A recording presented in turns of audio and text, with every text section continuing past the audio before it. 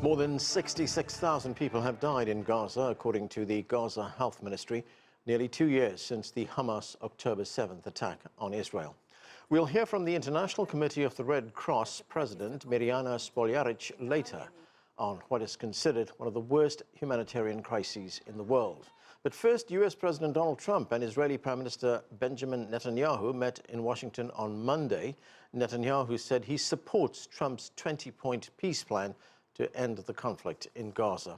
The Israeli Prime Minister laid out the necessary steps for a truce with Hamas, but he also had this to say. But if Hamas rejects your plan, Mr. President, or if they supposedly accept it and then basically do everything to counter it, then Israel will finish the job by itself. This can be done the easy way, or it can be done the hard way, but it will be done. We prefer the easy way, but it has to be done. To discuss this and more, let's bring in our guests. Joining us from London, Yossi Meckelberg is a senior consulting fellow with the Middle East and North Africa program at Chatham House. From Oklahoma, Joshua Landis is the director of the Center for Middle East Studies at the University of Oklahoma. And here in Washington, D.C., Khalil Jashan is executive director of the Arab Center in Washington, D.C. Thank you, everyone, for being with us. Khalil Jashan, let me start with you. So we had that announcement at the White House, Prime Minister Netanyahu standing side by side with President Trump. But less than 24 hours later, Israel is saying something different. The Prime Minister, Benjamin Netanyahu, is saying Israeli troops will not withdraw from Gaza. This is an English translation of what he said in Hebrew. That was after the White House announcement. He said, I'm quoting him here, "After all, people constantly say the IDF should withdraw. No way, that's not happening. Instead of Hamas isolating Israel, we turned the tables and isolated Hamas." So what do you make of what is happening right now? Essentially, in spite of the president's dubbing of the event as a great historic day and a beautiful day, as he said, describing it as one in maybe 2,000 or 3,000 year, never seen before. I think basically this is not a peace agreement. This is just a list of wishful thinking. It hasn't been worked out among the parties. I don't see it as a product of serious negotiations. It lacks details. Almost every item of the 20 in this list is embedded within it. Essentially, the possibility of it imploding at any one point. And here we are on day one. The first item, Netanyahu goes home with basically a totally different interpretation. And that interpretation was made clear during the press conference, frankly. I mean, it was like hearing two people talk about two different things. When Netanyahu described the plan, which had a couple of maybe new, if you will, nuances that could be described as small steps in the right directions, but still Netanyahu described it as basically fully in agreement with his cabinet's 5-point plan that they voiced months ago with regards to Gaza, that continued the war and did not end up in a ceasefire. If this indeed was seeking a permanent ceasefire, I will be the first one to endorse it. But frankly, after reading it in detail many times, I do not basically share other people's confidence that this is really indeed a working plan, seriously negotiated, and has serious intentions with regard to a ceasefire and eventual peace toward a political settlement between Israel and the Palestinians, as claimed in the last item on the list. Yossi Meckelberg, what are your thoughts on this? I mean, is this a serious attempt at ending what's happening in Gaza right now and moving forward to some kind of political solution?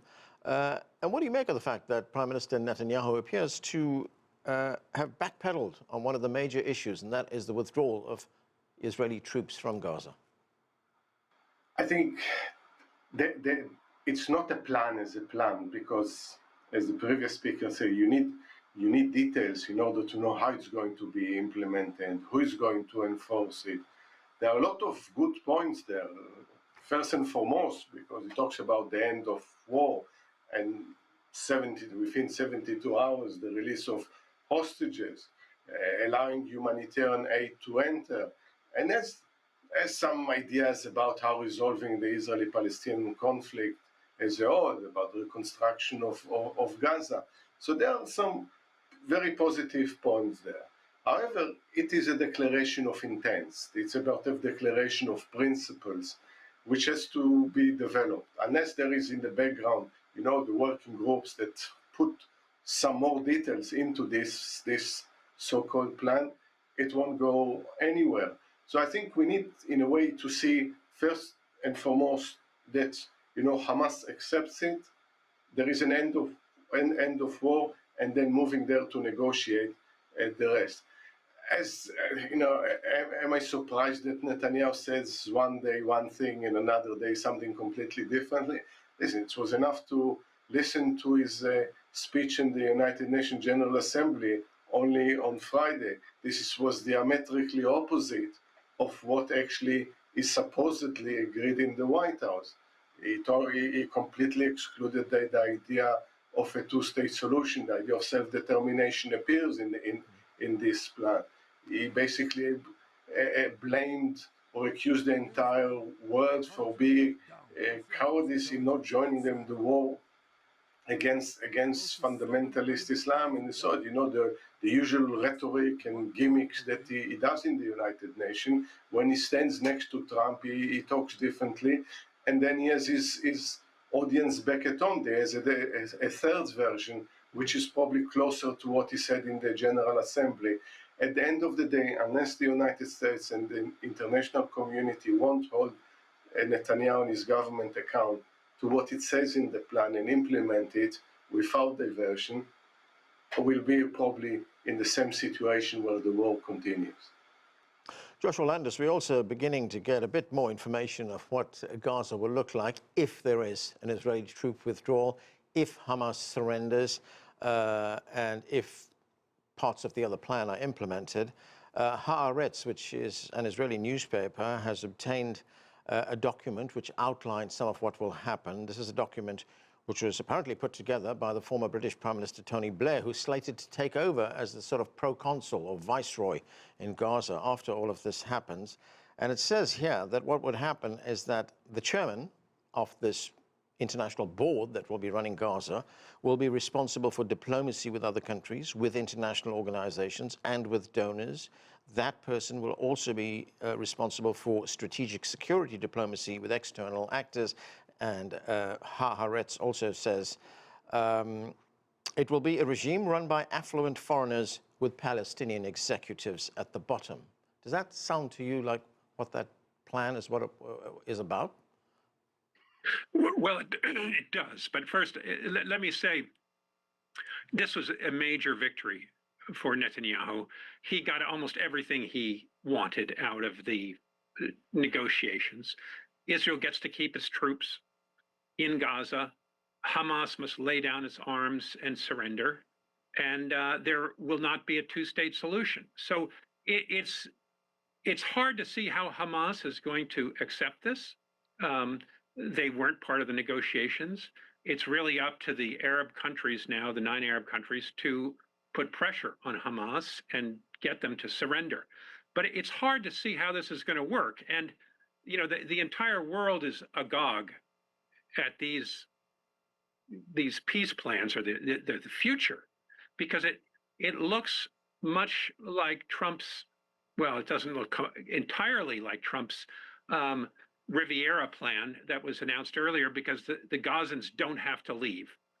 And that's the hardest pill, I think, for the Netanyahu and for his right wing.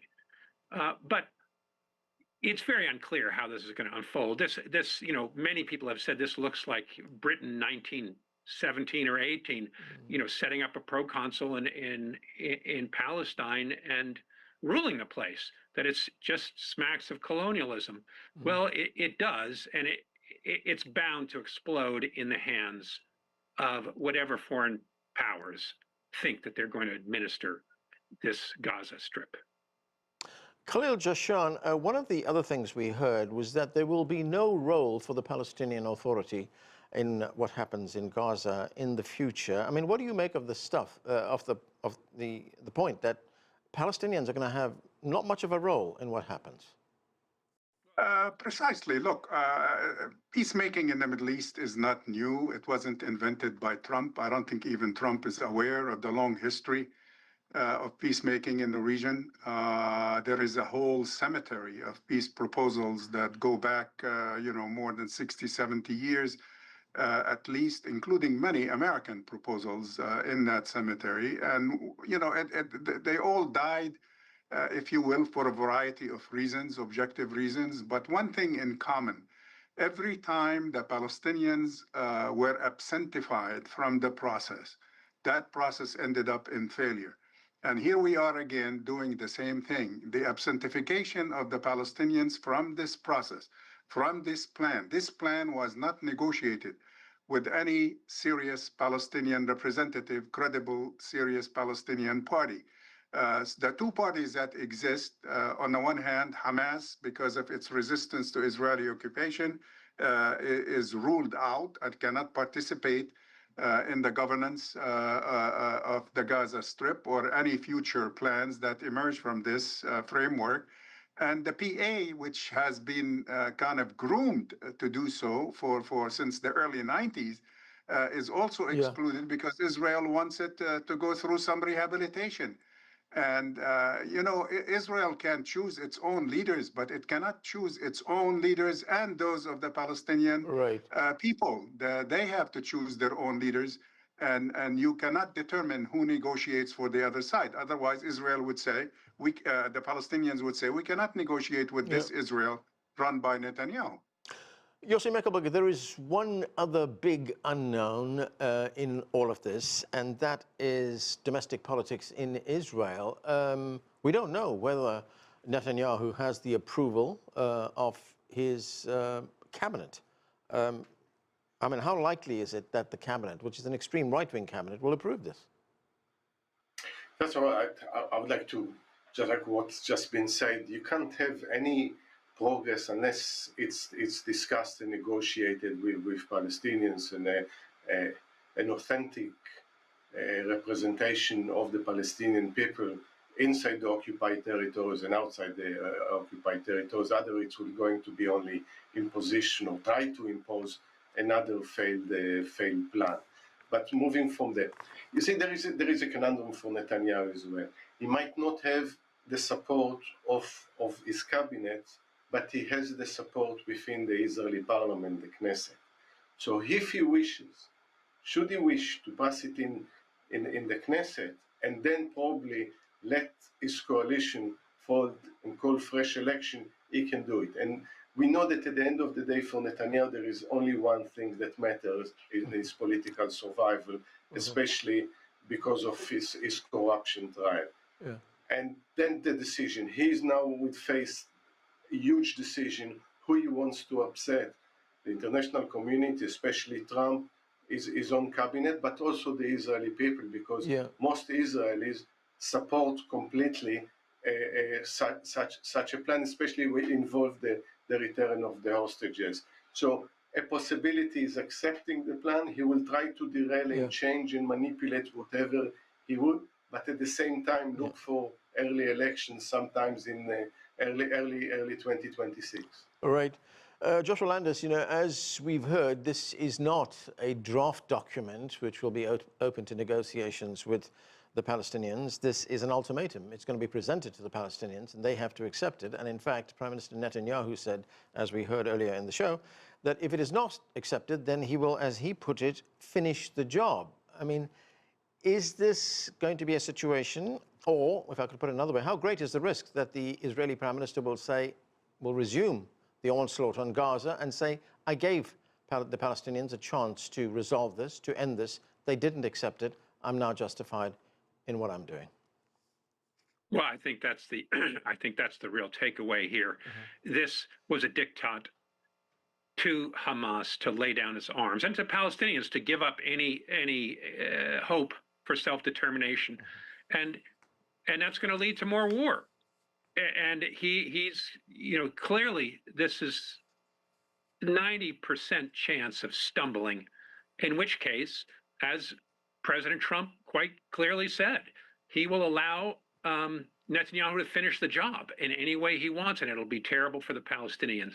And unfortunately, this looks like a very terrible situation for the Palestinians. Okay, and that is where we have to leave it for now. Thanks to all of you for being with us. Yossi Mekelberg, Joshua Landis, and Khalil Jashan. Thanks a lot. To continue our conversation, we now take a look at the humanitarian crisis. Mirjana Spoljaric, president of the International Committee of the Red Cross, spoke with my colleague Mike Walter and discussed the dire situation on the ground in Gaza. Surpasses anything that you would consider humane, legally acceptable, or in the logic of military objectives. We have to reverse what's happening in Gaza. I meet the families of the hostages. They need to come home. But I see the civilians. I go to Gaza myself. I see the abhorrent suffering of the children, of the civilians in Gaza that are squeezed in a tiny little territory where there's only rubble, where they find no security, and where they are just exposed and stripped of their human dignity entirely. And we cannot continue watching this. It's going to break our souls. It's going to haunt us. We have to stop this. We need a ceasefire in Gaza. I remember the image, and I'm sure you've seen it too, the little boy picking up sand, and so this is what we have to eat. I mean, talk to us about what we're seeing, the difficulties of getting aid to the people there, just some of the complexities that people may not be aware of. Look, aid is available in abundance on the other side, which is barely a mile away. Aid is there. It's not difficult to bring in aid when there's a political will to enable that. And when there is a political will to make sure that this aid reaches those who need it. And people who need aid the most are those who are elderly, those who are, physically disabled, those who are hurt, those who are weak or sick. We need to bring the aid to them. We need to be able to distribute it according to humanitarian criteria. Aid is not something that you drop in a place and leave it to the fittest to get or to grab. That's not the point. The strongest will then get the aid that probably need it less than the weakest, and certainly may need it less than the children that cannot defend themselves, never, because they are always weaker than the others. One of the concerns I've heard you raise is just the blatant disregard of the Geneva Convention. So we're seeing that on the world stage, are we not? I want to come back to Gaza. The law is violated. And I'm in a position to have to say the law shouldn't be violated because it's our mandate. We are the guardians of the laws. But what is more important looking at Gaza today is the fact that we are becoming dismissive about the law. That the parties to a conflict don't even deny anymore that there's something like a legal obligation that they have to follow at all times. It's putting the law aside and saying we need total victory and everything is allowed in the pursuit of that victory. Even the instrumentalization of food for military means. That is the most dangerous part, because if states accept that the laws that fundamentally protect their own people are hollowed out, it is a question of time until their own people find themselves in a situation where those putting them under pressure will say, there are no rules, sorry, anything is allowed. It's a very dangerous development that we have to reverse. And there is an initiative that we launched with 6 states last year that is by now supported by 90 states that tries to elevate the significant role that the rules of war play today and will have to continue to play to the political level, because we need the political leaders to acknowledge that what is happening at the moment in the different sides of conflict is a danger to their own population. You have a lot of people who are watching this who are justly concerned about these conflicts that are occurring around the world, but they, in many respects, I think they feel kind of frozen in place, numb, don't know what to do. What would you say to our viewers about that? Everybody can support change if a situation is bad, just by how you approach it, how you think about it, and how you talk about it. Dehumanization is one of the biggest threats at the moment, because if you allow dehumanizing language to spread, it becomes a reality. We see this on the battleground, and it's an individual responsibility. But the political leaders have a much, much bigger role to play. It is their responsibility to employ all the means that they have, all the influence that they have, to stop wars and to end wars and to end the suffering. It's not about denouncing your enemy. It's about calling your ally and telling your ally behind closed doors that you don't accept what is happening, and that you will use your political, your economic, and your diplomatic power to influence and end to the suffering that is happening. Is it It's a collective responsibility of all states to ensure that the law is respected. But is enough of that happening? No, it's not enough. And currently, there's a numbness that is utterly irresponsible. You are a state leader because you were elected to protect the interests of your own people. The interests of your own people are not protected if you tolerate atrocities, even if they happen on the other side of the world, because the world is interconnected. The world is informed by what is happening elsewhere. If you tolerate it here, it's a question of time until it comes to your doorstep. States have to stand up, and China is one of the countries that launched this global initiative with us to uphold humanity in war. And I think it hasn't been more important since the creation of the UN and since the creation of the Geneva Conventions in 1949.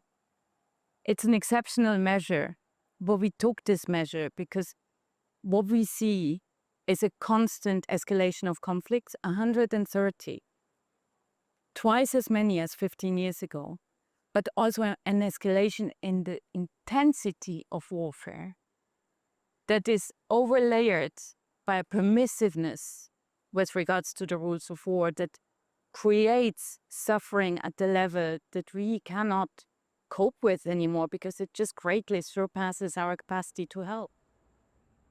Let me ask one final question. You've been very gracious with your time. I think sitting here listening to you and the people watching this will say this is a dose of reality, what's happening on the ground. But can you give us a dose of hope, which has to get you up each day and kind of drive you? Where do you find the hope?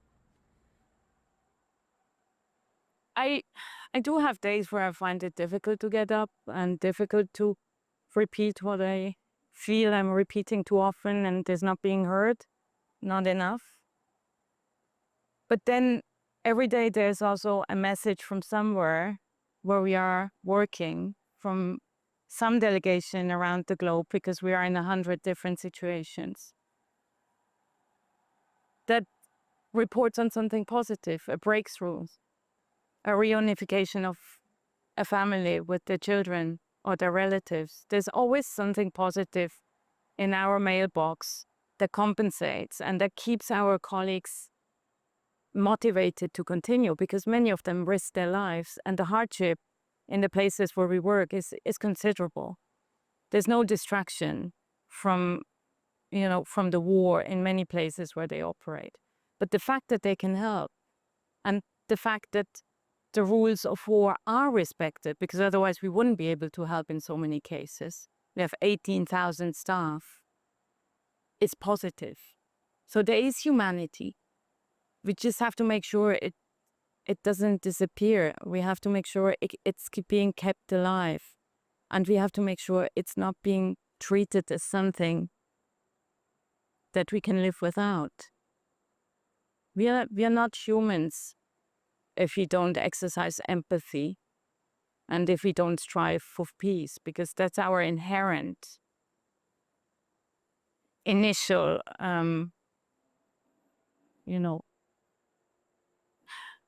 notion, our DNA. I am convinced that at core, humans want to have peace because they know subconsciously that their chances to survive will always be bigger, higher, if there's peace. And peace will not be possible if we leave the normative space within which we agree how to live together. You stand in line to get on the bus. You could bully yourself into the bus, and everybody else could do this. You intuitively stand in line because you know you will get on the bus better, safer, and faster. If everybody started bullying, even if there's no law that you have to comply with, the buses would stop running because nobody would take the risk. Now, this is the situation you find in Gaza. You create a lawless space to a degree where you can't bring in trucks anymore because they're being looted. That's why we need the rules of war, because they are most essential to protect life and to enable assistance and to preserve the space for a return to normalcy. If you dismantle that normative space, if you dismantle all respect for the rules, the common rules, you risk not being able to come back.